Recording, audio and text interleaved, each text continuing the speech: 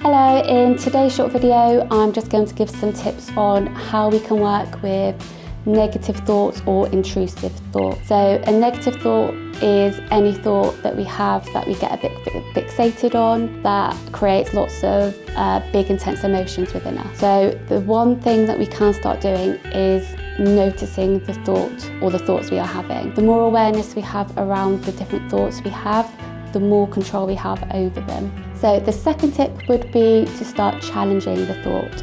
So once we've been able to notice and identify the kind of thoughts we are having, we can then start challenging it and pay more attention to it. By challenging it, we are asking, firstly, is it a helpful thought I'm having? If the answer is no, then again, we can ask some more questions to try and change our perception on the thought. So common things that we can ask are, what's the evidence for and against this thought?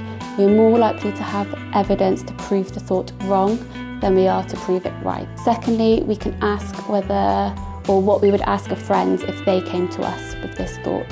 We're generally really compassionate and kind to other people, so by using our friends or family members, loved ones as an example, we're probably more likely to say something nice to them. So the third thing we can do is to start reframing the thought. This doesn't mean we're changing a negative or an unhelpful thought to a complete positive thought. Sometimes we're not going to be able to do that. But what we can do is use the evidence that we've already gathered by challenging the thought to just change the thought that we're having. For instance, if we feel like we failed because we've made a mistake, we can look at, where we've challenged it, we can look at the evidence that proves that we haven't completely failed, okay? So by reframing the thought, we can use compassion and just remind ourselves that it's okay to make mistakes. Everybody makes mistakes.